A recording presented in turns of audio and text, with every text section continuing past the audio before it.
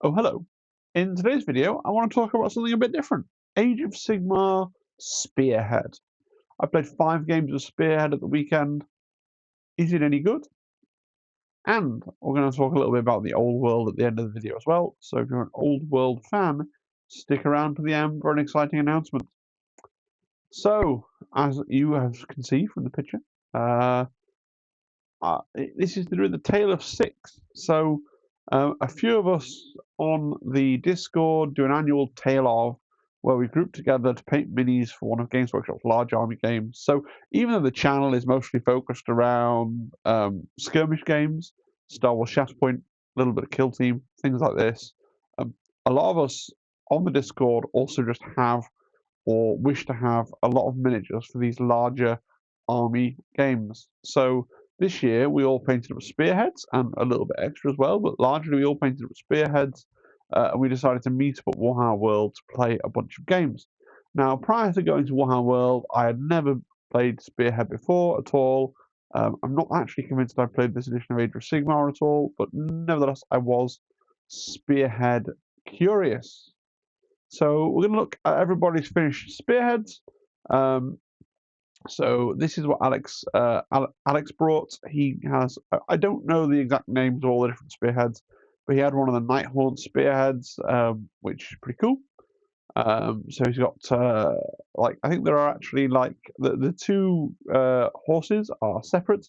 At the back there, you've got a couple of characters, and then I think it's 4 units as well. So really cool.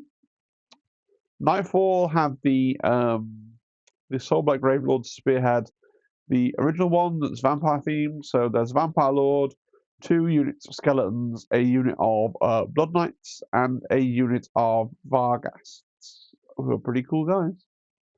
I had the other Soulblight Gravelord Spearhead, which is honestly pretty similar. 2 units of skeletons, a cavalry, mine are the Black Knights. I've got a White King, and I've got a unit of the new Barrow Guard as well. Tron brought one of the Stormcaster Turtle Spearheads, so the one with Yandrasta, basically, that came in the original sort of core set for this edition, or was that last edition? One of the editions recently, with a Chariot and some really cool hammer guys. I still don't know all the Age of Sigmar names, and a fellow with a flag, all this awesome stuff. Oro did Lizardmen, and he had 3 Croxigore, 2 5-man squads of Saurus, and a huge fella on a huge T-Rex dinosaur thing. Croxigon or big dinosaur general man. Really awesome models. They look really good in person, actually. I think these are the method Oro used to paint these has been really, really effective, and they look really, really awesome. So yeah, really, really cool. And Jin brought the other Stormcast Spearhead, the one with the Wingerling fellas and a guy on a Dracolith, is that? Okay. You can tell I'm not immersed in the lore of Age of Sigmar, right? So a very clear bias in our group. We have 3 Death Spearheads and 3 Order Spearheads, so 0 Chaos Spearheads and 0 Destruction Spearheads. Really interesting. And then we did in fact have, I've not got pictures of his stuff, we did in fact have a 7th man, because Nightfall's cousin joined us as well, but he brought Ossiarch Bone Reapers, so another Death Spearhead, so doesn't spoil our Death and Order, Death versus Order kind of theme that we had going on. So what do I think about Spearhead, having done sort of a Spearhead gauntlet, I guess. Five games of Spearhead over a weekend. So you can play Spearhead in 90 minutes as a complete novice. I think if you played a bit more often, you'd get that down to probably an hour, quite easily, actually. There on the table is a shot of a game in progress, pretty much. It's played on a Kill Team board. The objectives are pre-printed onto the board. It's double-sided with the different objective layouts, and that is pretty well the amount of terrain that you use in a Spearhead game. Okay, in that set, the Blood and Bone set, there is a potentiality to have some extra little magical bits, like the little tomb and the little banner, but generally speaking, it's 2 large pieces and 2 small pieces. I really enjoyed this. I'm going to realise about myself that essentially what I'm fine.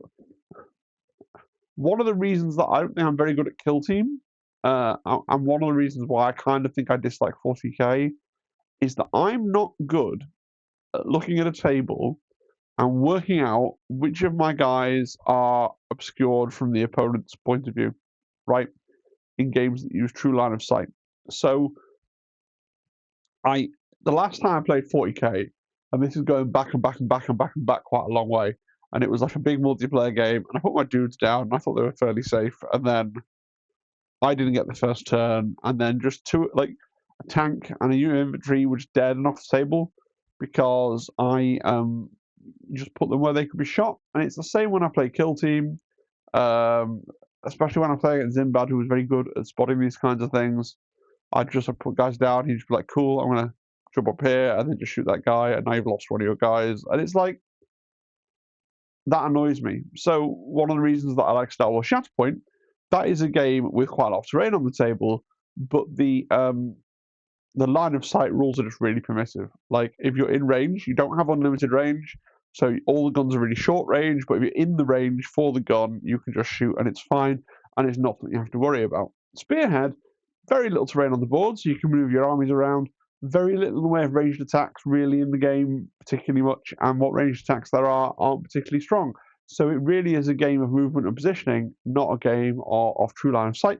And I'm basically learning out myself that the thing I'm not good at, right? And I don't know whether the answer is just never play 40k or any of its derivatives ever again, or whether the answer is to, having realised what the thing is, to try and particularly like study and get better at that thing. I don't know. But yeah, it's not a game where you're going to be stressed about line of sight. The terrain is there. The terrain basically is there to get in the way. It's there to mean that you have to move around it yeah, when you're moving, and therefore you know it can slow you down, right? Movement stats are generally quite low for a lot of things, except for cavalry with movement 10. So the cavalry could almost always get a turn 1 charge. And twice I was able to wipe out the opponent's general in the first turn with my cavalry charge. The Black Knights seem really good. They get +1 strength on +1 damage on the charge as well. So if they get that turn 1 charge, it's really good. I started hiding my general like at the back behind a unit, so physically couldn't be gotten to particularly easily because there was a big unit in the way. But yeah, I think that's something which more practice people would learn, not to like have their general like off somewhere where he could be charged by the Black Knights. But yeah, I really enjoyed the game. I actually won all 5 of my games. Maybe I have a hidden talent for Spearhead, or maybe my particular undead Spearhead is just really overpowered. If you're someone that knows about Spearhead, is the new like White King led Barrow Knights Spearhead, is that just like really brokenly good, or am I just some kind of idiot savant for Spearhead? But I literally won all 5 of my games. I don't know. But yeah, I was having a wonderful time. I mean, it helps that I was winning, but like, I know I'm making the game sound so simple it's boring, but honestly, with the twists and the hero cards, I feel like there's enough complexity.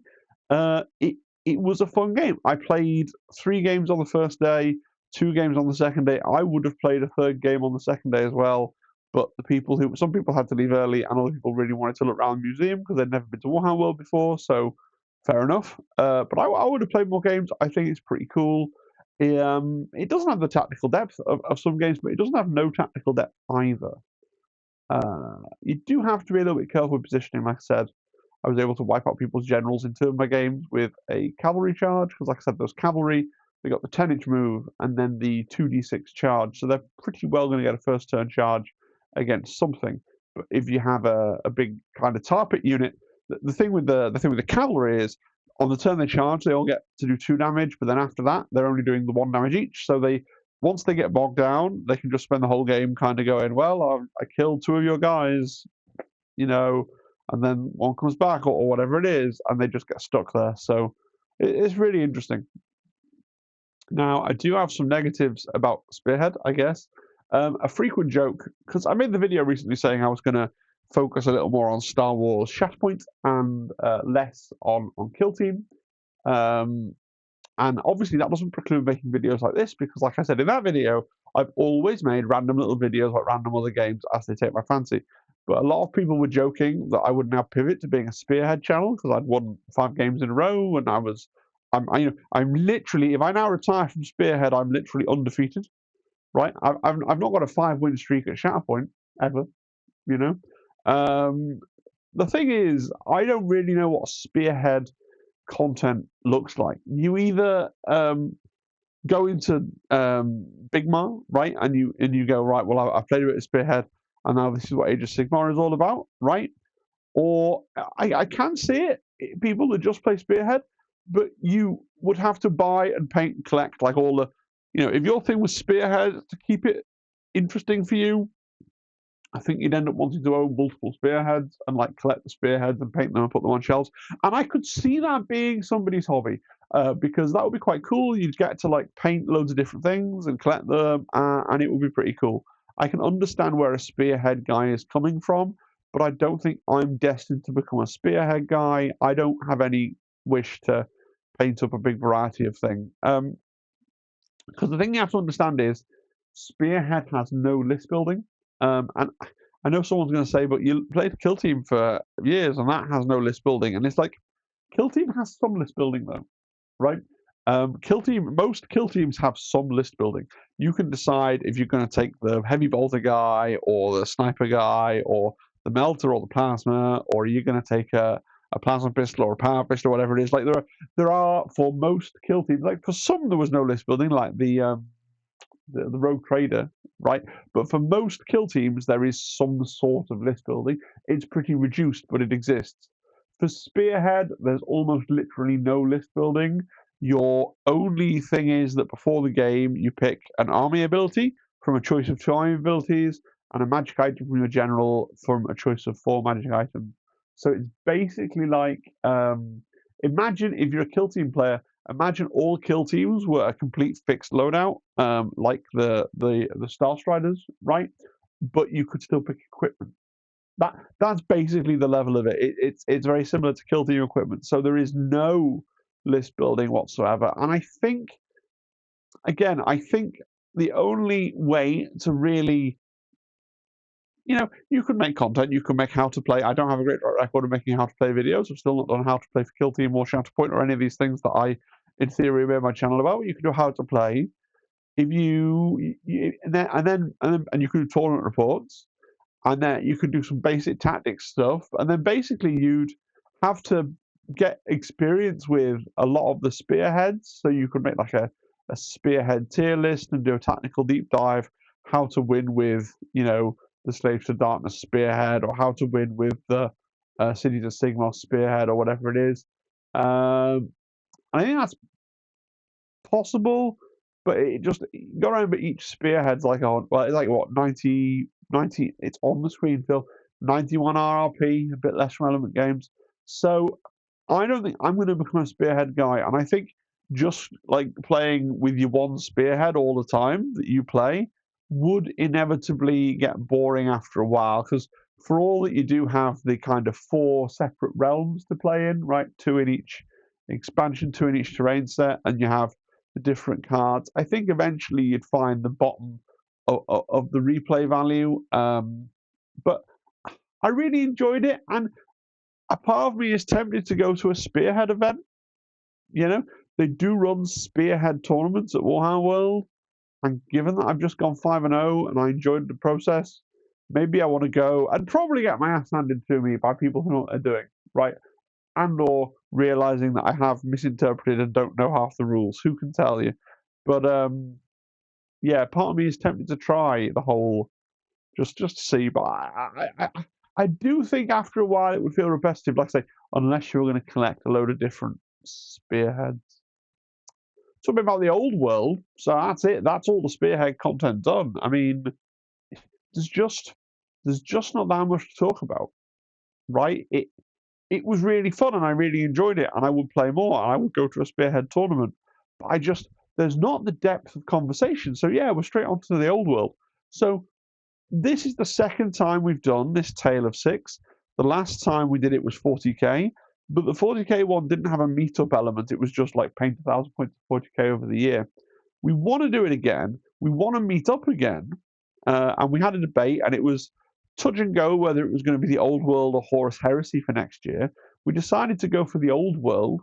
I'm pretty hyped for that, for the meetup, having kind of realized about myself that it's another game that doesn't have that much shooting, doesn't use that much terrain, that will play to the strengths I think I have in games, where I genuinely just think there's something in my brain that struggles to see true line of sight on a claustrophobic table. Like I really have learned about myself, I think, reflecting on how well I did at Spearhead. I just like games where you don't have to do that bit. You don't have to look at the board and be like, okay, well, from my opponent's side of the table, he is or isn't able to see the head of my thing over here. I find that tedious. So that'll be cool for me. We've decided that rather than say that everyone has to paint 250 points every quarter, you just have to paint a minimum of 1 unit each quarter, and then you have to reach 1,000 points within a year. Because the old world units, if you're painting a character that's like 249 points, and then that's all you can fit in your 1 quarter, maybe you want to paint more dudes, and then maybe another time you paint 30 Ungors, and it's like, well, that's basically like 200 points. Do I have to go and find something else? I've already painted loads of models. So because in the old world, the minimum size in terms of things for your army is 1 general and 3 non-character units, everybody has at least 4 things to paint. So you have to paint at least 1 thing a quarter, and you have to reach 1,000 points within a year. And we're going to have blogs on the Discord. I'm going to set that up as soon as I set this video to upload. So everyone that's participating will have their own little channel. We're going to have the same core 6 people. I think my wife's going to join in with Bretonians, and then maybe we'll recruit a few other people along for the ride as well. So that will be really cool. Now, you might call this cheating. I actually already have my old world 1,000-point army planned out, probably. So I got into the old world when it launched. I never actually played it, right? But I did the spending money part, right? I did the spending money part and the planning part and the thinking about army list parts. And I think you can see in the back there of one of the units, I like half painted 3 guys to try and dial in a test scheme. And that's as far as I got, right? Because I was waiting for my wife to glue together 1,000 points of Bretonian so we could play a game, and she just flatly never got around to it. She's doing it now. She's in the other room doing it now. I might actually get to play a game of the old world. Who can tell? But yeah, this is my plan for an army. I don't know if this is what I'm going to stick to. So I've got a sorcerer lord. You can kind of see her here. She's in the unit of Chaos Warriors. Okay, I've got the Chaos Lord on Daemonic Mount. 10 Chaos Warriors. 5 Chaos. I've not even written it on. 5 Chaos Knights, the core ones, and then 5 Chosen Chaos Warriors, and 5 Chaos Hounds. Now, I'm hoping that somebody watching this is a big old world head that's going to tell me why this is terrible. I know that Chaos Warriors aren't good, but if I'm going to play Warriors of Chaos, I'm going to run at least 1 unit of Chaos Warriors, because that's just what you do. My vague idea with this is, partially it was wanting to use I bought a Christmas box for Chaos Warriors. I wanted to use most of the parts from it, right? And this is the thing that I have. I think it should go pretty well. It is a bit hero heavy, right? There's like a Chaos Lord and a level 4 wizard, but I feel like hero heavy is about right for the old world. The plan is the wizards in the unit with the Mark of Tzeentch, like a little wizard bunker. The Chaos Lord joins the cavalry, and they go and do cavalry things. You've got the 5 elite chosen guy who can potentially have their movement boosted by the wizard, and then the dogs are just going at the front. They're going to stand in front of they're going to basically run in front of the Chaos Warriors, and then be like, well, if you want to charge the Chaos Warriors, you're going to have to charge my dogs first, right? And then you'll have charged the dogs and killed them, and then maybe the Chaos Warriors will be in position to charge you. That's the theory. It's called a screen. Let's see if it works. Who can say? But I don't know if I'm going to stick with this because I have other stuff knocking around. I've bought so many monsters because monsters are cool. I've got a Warp Dragon. I've got a Chaos Lord on Manticore. I've got Galrash, the metal three-headed dragon fella. Um, I've got another 10 Chaos Hounds because they came in a box of 20. I don't know where they are, but I have them. And I've got another sorcerer. I'm getting another on foot chaos champion guy. I've got bits and pieces that I could pivot to, and of course I could always go and buy. I've got Demon Prince, and I've got other stuff. I can go and buy other stuff as well if I wanted to. So I'm not sure. I think part of me might like a big demon or a big monster of some kind because that's cool as well. So I don't know. But it is only 1,000 points. But then maybe I want a big guy in there and not just a bunch of like little guys. But then also part of me likes like I don't really like the barbarians part of Chaos. I like the big armored hench Chaos warrior looking guys more than the sort of northern the Conan, the evil Conan guys, the Norscans, right? I'm more about the sort of the armored walkie man. So we'll see. We'll see. If you have any old world thoughts, share them down below as well, and let me know what they are. And that's really it. Here's a photo of me and Tron and Nightfall, and Nightfall's cousin. We wanted to get a group photo with everybody, and then when we didn't do it on the Saturday, and we're like, oh, we'll do it on the Sunday. And then when we went to do it on Sunday morning, it was just really, really foggy. And then people had to leave. Like, so half the group had to leave reasonably early to get to wherever they were going, early trains and stuff. So we only got a photo of the four of us. It's a shame that we don't have a full group shot, but there you go. Do you have thoughts on Spearhead? I think, like I say, my whole thing with Spearhead, it was really, really fun, and I would want to play more Spearhead, but there's just not that much there of substance to chat about. So it's kind of a, this whole video is not even hit half an hour yet because it's kind of like it was really fun. I had a great time and it was amazing. But there isn't from a content creation point of view, there isn't like a lot of meat to chew. But I think go and play Spearhead, you'll have a great time. You know. Do you have any thoughts about the old world? I think there's a bit more to chew there, right? I've almost talked more about the old world in the Spearhead video. I think I talked about Spearhead because there's list construction, and list construction is the internet's favorite, like chewy sweet. You know. Do subscribe, comment, like, etc. during the Discord. Especially if you join the Discord, you'll be able to see everybody's tale of old world as it gets put through its paces. You know. A big thank you to my channel members, including all the participants in Tale of Six, but particularly Alex, who is subscribed at the highest possible tier and therefore donates a reasonable amount of money every single month to my, paint buying funds, essentially. Yeah,